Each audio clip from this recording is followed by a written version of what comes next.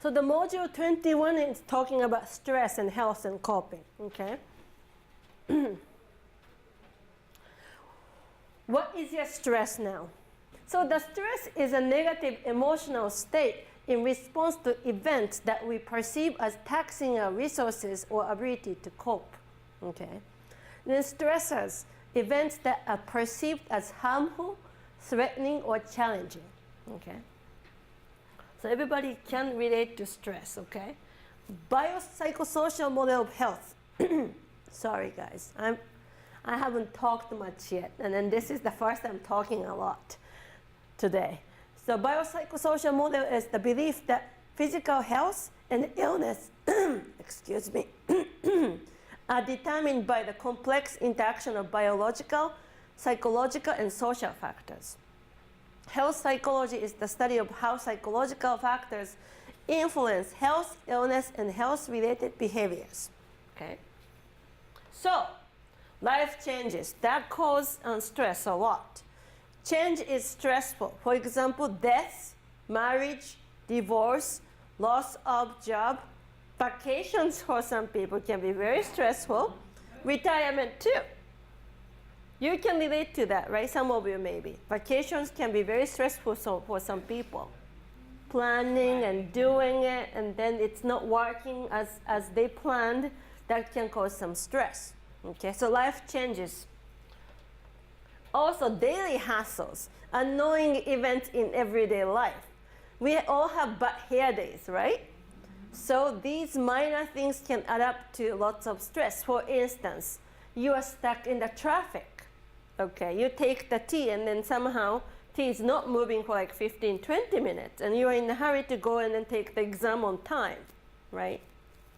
Or if you live with the roommate has been messy and then she or he is not really helping you guys at all, okay, causing some stress, okay? Some mornings my kids can make me, stressful a little bit, like, oh, I have a dentist appointment for my kids and they can't be on time. You guys have to hurry to, dress up and then go. But the kids are kids. Some days are easy, some days are not. So daily hassles, okay? Catastrophes. Unpredictable large-scale events can be extremely stressful and change our lives, can lead to PTSD, post-traumatic syndrome disorder, okay? So, for instance, the example can be 9/11 for many people, and the recent ones, like earthquake and tsunami in Japan, and also, earthquakes in Haiti and then other countries too. Those can cause some stressful situations for you too, okay? And then combat zone veterans and also rape survivors too, okay? So another one is conflict. Pull between two opposing desires or goals. And we have 3 types of conflicts here. Approach conflict, it's the easiest one. Choice between 2 appealing outcomes. So let's say, if you have been to the mall, you see that like a fancy car and you put your name and then the card and then you might win the car, right? Let's assume that you own the car and then they said that you can either get a very nice brand new, let's say BMW, but very like weird color on it. Like let's say, what is the weird color, guys, on the car? Like bright orange, all right? And the other one too, the other choice is, let's say it's BMW, so let's say Mercedes-Benz, but it has like rainbow colors, all right? So those weird colors, but it's not gonna be a conflict for you because it's a nice car anyway to begin with, right? So those are easy to resolve and low stress. Another one is called avoidance conflict. Choice between 2 unappealing outcomes. So this can be a little bit more stressful than approach. So for instance, you have 2 choices. One, you have to write like 60 pages paper in a week, okay? Or you have to take comprehensive exam, like 8 hours a day. And both are not great, okay? So that's avoidance conflict. Then the last one is the most stressful among 3.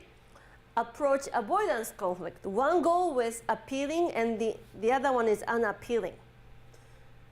So for instance, let's say you are all medical students and you finish those hard 2 years of medical school. The third year is you're gonna be doing the rotations at the place that you chose. So you said you wanna stay in Boston, but the other one was like, let's say, like middle of nowhere in the US that you have never heard the town's name. So nothing is basically there, like a remote place. And you're a city person, right? So if you get Boston, you're gonna be very happy. But if you get the middle of nowhere, you're gonna be very unhappy. So that can cause the most stress among those 3 types of conflict. Okay, makes sense to you? Okay, very good. Then we have social and cultural sources of stress too. Social conditions that promote stress, such as poverty, racism, crime, okay? Low socioeconomic status tend to have highest levels of stress too, because they don't have resources, they don't have much money, okay? Crime rates are high in the neighborhood, so all those social conditions can be related to that. Also, culture clashes leads to stress. So for instance, company owned by different culture. So the company is in the US, but it was owned by basically like a Japanese, or let's say like Middle Eastern country. So that there's a different atmosphere in the company because of that. Or refugees, immigrants suffer too because they have culture shock. Okay, acculturative stress. What does it mean? Acculturation. Do you remember? Assimilation, acculturation from Piaget. Do you remember that? Acculturation meaning that you keep your own culture, but you obtain the main culture from the place that you immigrated to. Makes sense to you? Assimilation meaning you assimilate with the main culture, but you try to forget about your own culture. Acculturation is like you're balancing between 2 cultures, your original culture and also the culture that you basically adapting to, okay? So that can cause some stress too. Like when I came to this country, I gained 10 pounds, 20 pounds. The first year of my college in the US, I gained 20 pounds because of acculturation, because I had my Japanese culture, but also I had to adapt to American culture. And that was my choice to come to the US to study because I like American culture, I like English and so forth, but it was very stressful, believe me. So that can cause very stressful situations too. All right, then health effects of stress. We have 2 types, indirect and then direct. Indirect effects promote behaviors that jeopardize physical well-being, such as use of drugs, lack of sleep, poor concentration. And then direct effects promote changes in body functions, leading to illness such as headaches and other physical symptoms. Okay. Then endocrine responses to stress. You remember fight or flight preparation of body? Fight meaning you just fight there or try to escape from the situation. Same thing with stress. So stress hormones produced by adrenal glands. And adrenal medulla produce catecholamines. Okay, that's a hormone, stress hormone. Okay, so epinephrine and norepinephrine, okay, increases respiration, blood pressure, and the heart rate. And adrenal cortex, corticosteroids, that's the stored energy, the hormone that can be used to release your energy to kind of avoid getting sick. Okay, so this one is more short term, and this one is a long term, okay? And reduces inflammation and immune system responses. I explain a little bit more with the other one. Right here. So, acute stress, okay? Hypothalamus is there, sympathetic nervous system, adrenal medulla. So secretion of catecholamines, that's a hormone, okay? That increases respiration, heart rate, blood pressure, and so forth. That's like immediate response of your body system or immune system towards the stress that you're facing with. Prolonged stress, the long term, okay? Hypothalamus, pituitary, and then ACTH release adrenal cortex, and then we use corticosteroids, meaning you use the stored energy to fight with the stress for a long time, okay? So like final exams, right? Your stress will be, okay, final is coming, so you have some stress, but final is not only one, maybe you have 4 or 5 different final projects or exams or papers. So you're gonna be doing this for a long time.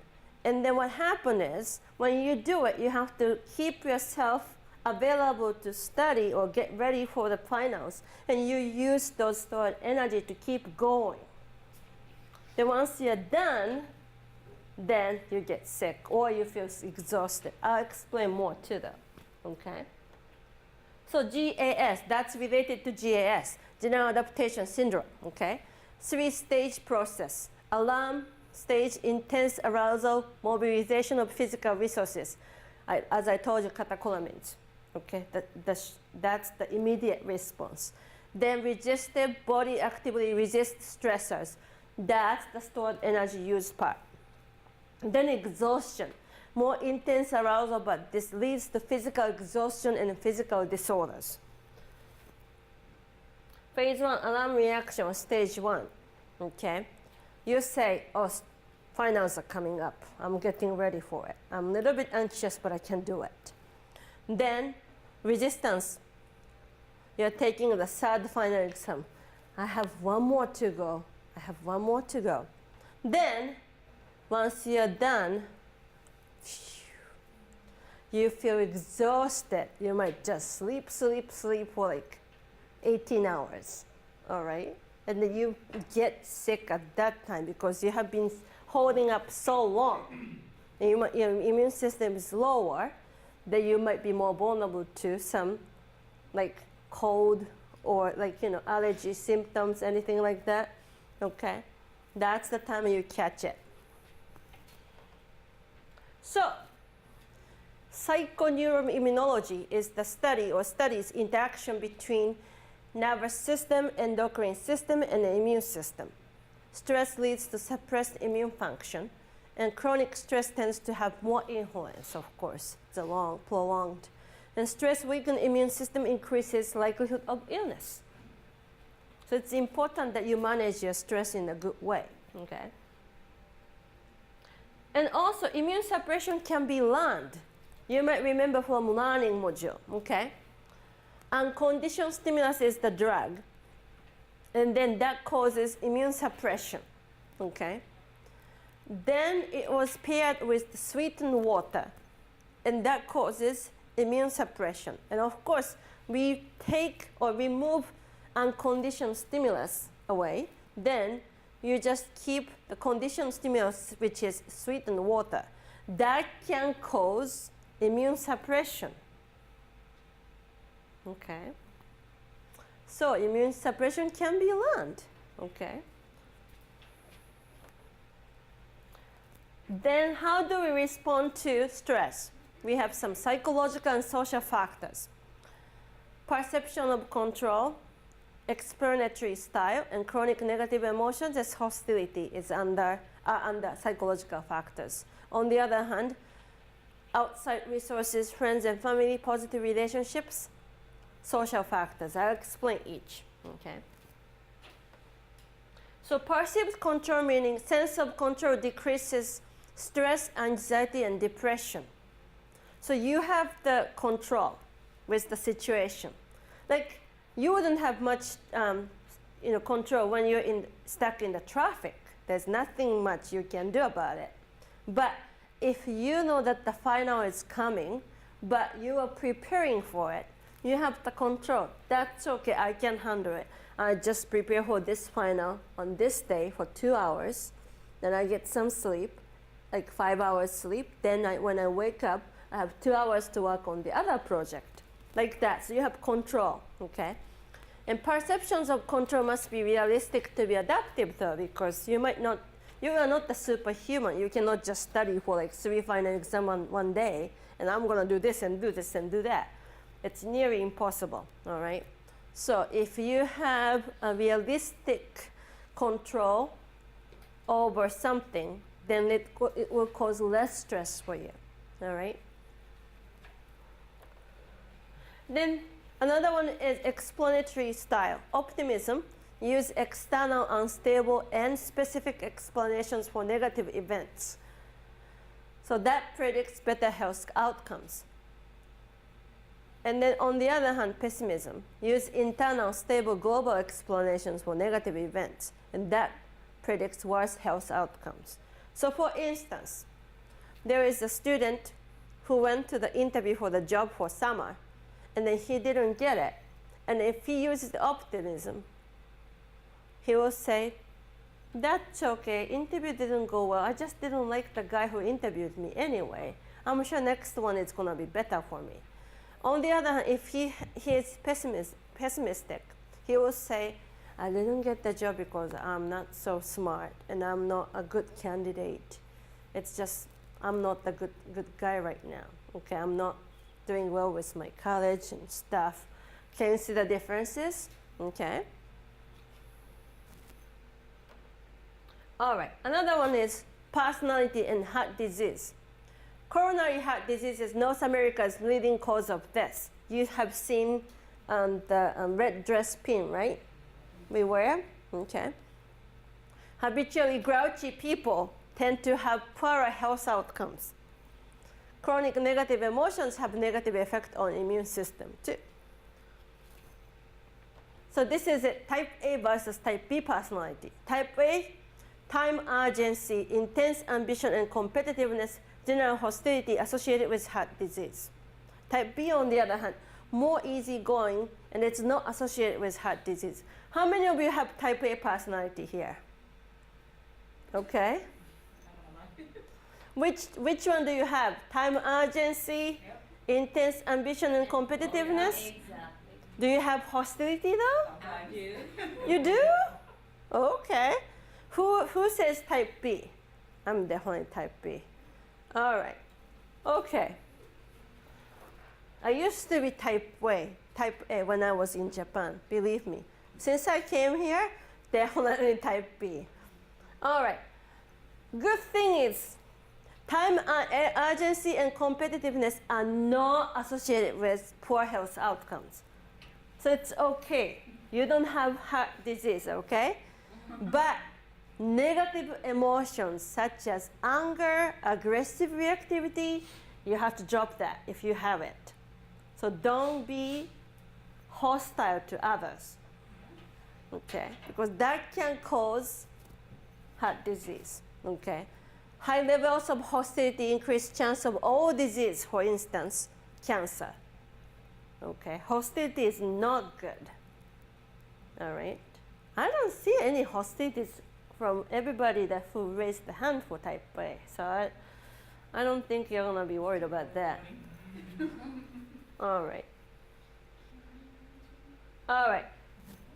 Then those are the psychological factors. Now social factors promoting health. Social support, of course, resources provided by others in times of need. Emotional support, expressions of concern, empathy, positive regard, which is big. Tangible too, direct assistance such as lending money, providing meals. Then informational, such as making good suggestions, advice, good referrals. Those all help to reduce or cope with stress, okay? So social support improves ability to cope with stress and benefits health. So person modifies appraisal of stressors' significance to be less threatening because of the social support they receive. Also, it helps to decrease intensity of physical reactions to stress too. If you have someone who is listening to you and supportive, your stress levels goes down, as you know. So, make person less likely to experience negative emotions because social support, they're very positive about you. Like, I have many students and colleagues come and talk to me. Thank God, I'm a social butterfly. But if they tell me not to leak to anybody, I just don't, because that's the way I am. But I can see they just talk to me. I just listen to them. Just listening to them, definitely better. But I'm very positive to everybody usually. So if I just tell them that that's like one of my students, he is excellent, okay? He has been a volunteer TA for my class, and then he's so smart and he's so sweet at the same time. Nice, very nice personality. And he applied for 5 different schools. But BU didn't take him because of the very stupid reason. I don't mind saying that because I used to be at BU and I know why too. BU said to him that, oh, you didn't provide the high school transcript, great transcript. So that's the reason we rejected you. And I was like, what? And then he graduated, no, he's a dropout of high school. He doesn't mind telling us. He's not really hiding that at all. But what happened was he contacted the high school he went to, but it's in California. So it's no longer there. It was integrated with other schools. So, and then they have a only hard copy, and it was like 14 years ago when he went there. So there is no way that he can go to California and get the transcript. So he explained to BU, and guess what the BU said? We need a transcript. That caused him stress, okay? And he didn't even tell me until recently. And I said, what's going on? On the other hand, Tufts University, right? And then definitely academically stronger than BU for undergraduate. I don't mind saying that because I know the fact. Basically, they sent him, not the accepting letter, but he received the information that, congratulations, you got the financial aid. You have a scholarship that your tuition will be half reimbursed. And I'm like, that's great, but he deserves it, right? But he thinks that it's him. So I said, no. It's not you. It's the silly system that BU uses. Social support right there. I was very positive about what he said. High school dropout. Many people drop out from high school. It's such a, adolescence years are very difficult. Like some people have some family issue like he did. It's not him, but his family is not functioning. Then he had to drop out to work. It's not something that he was not willing to study, but he had to withdraw from school to support himself and family. And he has like 4.0 GPA right now. So what's the big deal not having the high school transcript, guys? So I said BU's lost to not to take him, but Tufts won because they take him, So when I said that his face lightened up, and then I'm like, it's not you at all. And then I'm like, you are bright and you're such a nice person. And then he uses pessimism. Remember that? But he used the social support from me. I'm his professor. I know him so well. And I'm like, be you. Anyway. All right. So, like that. Okay. Then pets as social support, especially for elderly and people who live alone. Okay. So, for instance, after 9/11, many people were visited, like the ones who were affected directly by 9/11. People are visiting those affected people with like pets, like dogs and cats, and that really comfort them a lot. Okay, so we use that as a social support, and also like nursing homes, like volunteers bring their pets and then visit. Like they're like 10-year-old, 11-year-old kids with their own pets from home, like dogs, and then they visit on a regular basis, like a volunteer. But they make such great, relationship because of that, pet, and also the kids and the elderly people get along with each other too. And the gender and social support, which gender gets more social support than the other? Females, right? Why females get more social support than males? Because Women talk a lot. females most likely to show their feelings. So Yes. Showing their feelings are much more allowed for women, but not for men, right? It's important to tell you though, because I have been teaching for many years now. This is my 11th year of teaching. In my 11th year teaching experiences, I have to admit that I have more male students coming and then cry in my office than female students. But they are not like weak. They're very masculine, but they trust me. I'm not judgmental. So they come and they start talking about personal problems. And you know me, I'm very supportive and positive, and then I don't judge them based on what they say. But one extreme case, he was very masculine. I remember I was at UMass Boston. He was taking my class, and he's a great student. Then he said to me, "Professor, I really need to come and see you in person." Of course, I said, "Just come and see me, it's okay." And he came, and he's like, "I really feel embarrassed to tell you what's going on." I said, "There's nothing to be embarrassed about." And he was like, "All right, this is what's going on." And then he was an evening supervisor for like UPS, and he came to, he was taking care of his elderly parents, and one of them had dementia, and then one of them just broke her legs, or the elderly mother broke her hips or legs that he had to take care of, both. And then he has a brother, but he didn't want to do anything with that. Then at that time, he was dating with this woman, okay? And then she forced him to go to the wedding in like Rhode Island one day, and then he had to take care of parents, and he's working evening shift and coming to UMass Boston to take courses too. So can you imagine his stress? And this girlfriend, I was so mad at her. You know what happened? Because he was not paying attention to what she's saying. She's basically flipped, and then she just broke up with him there.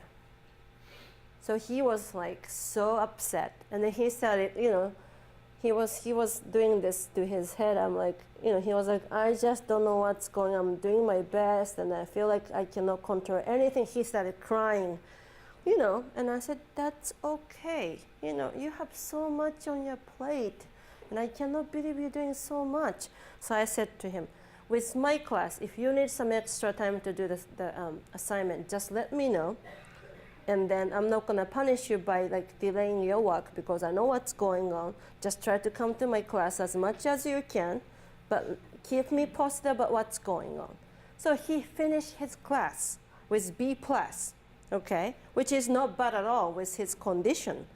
But he was not unhappy. He was happy that he completed the course. He talked to me, and also he got B+. It was okay for him at that moment, because B+ is like A for him anyway at that moment. I was amazed, this masculine guy doing so much work. Then one day he really needed to come and talk to me, and he had nobody to talk to about, because he has friends, but they don't understand what he said. And even his girlfriend abandoned him like that. I was like, I said to him that no, she didn't break up with you. You broke up with her, because she doesn't get it.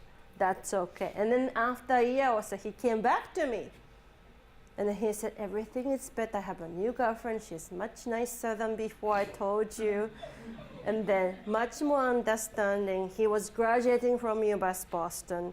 He was upgraded, like promoted to daytime supervisor, because he was working so hard. And he's like, "Thank you so much, Professor Arai, that you are so nice to listen to me. I felt sorry that I started crying." I'm like, no, that's good that you were able to cry, because come on, men have feelings too, emotions too. So that's what happens, guys. So we have less social support for males, but somehow I'm lucky, I'm fortunate that male students come and talk to me about their female students too, but different issues. Like I have more female students talking about eating disorders, maybe personality disorders more, and male students more depression, anxiety, so forth. So it's interesting. I'm lucky though, because I'm not a psychiatrist, but I hear those stories and I refer to good people anyway. All right, so coping.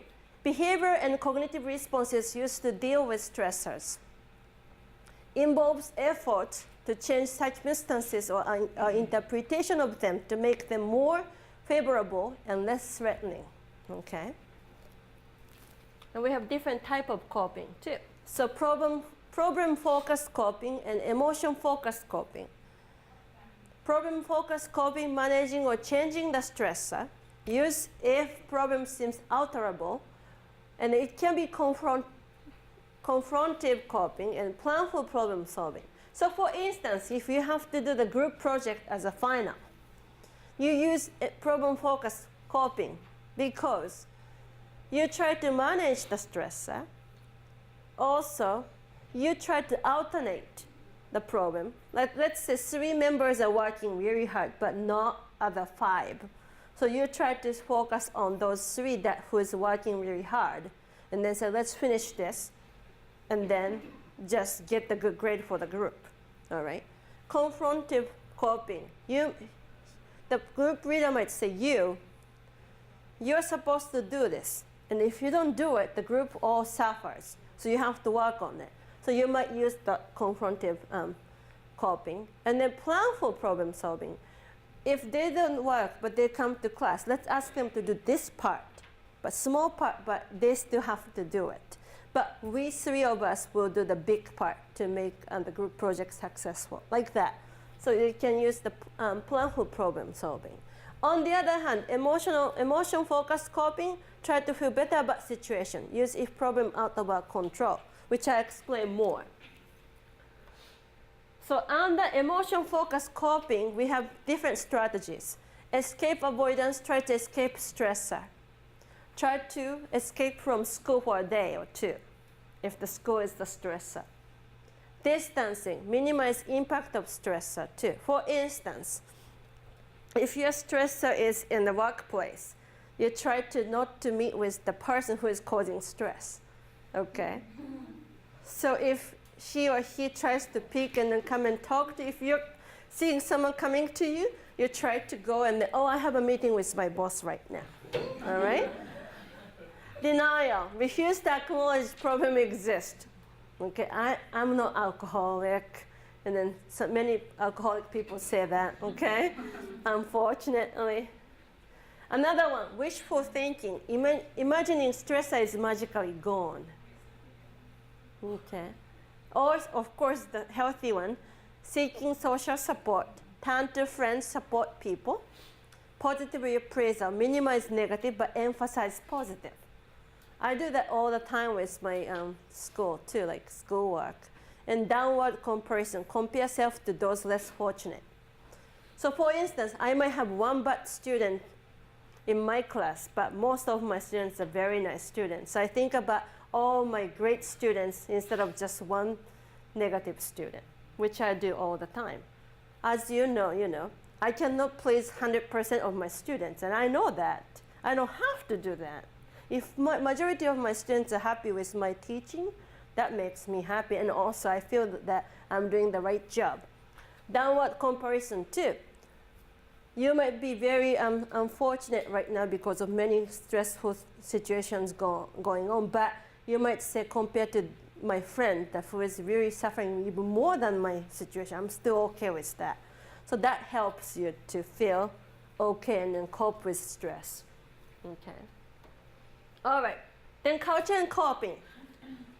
I would say myself too, individualist. Okay, I'm from collectivistic culture, but I have been in the US for 21 years now. So I'm 1 year more with individualist than collectivist, because my first 20 years, collectivist, all right? So less likely to seek social support and favor problem-focused coping because we are more person-oriented. On the other hand, people from collectivistic culture, they're more oriented to social support and favor emotion-focused coping because they're group-oriented to begin with. Although I see both in any cultures, though. It's just a tendency. Some cultures have more individualist side than collectivist side, or vice versa. All right. So, active coping strategies, more physical one. Aerobic exercise can reduce stress, depression, and anxiety. Also effect above relaxation treatment. Relaxation works too though. Meditation can lower blood pressure, heart rate, oxygen consumption. But can it help with stress-related disease? Can relaxation help with stress-related disease? I think so too. Absolutely. Okay. So that was stress, the part of the module 21.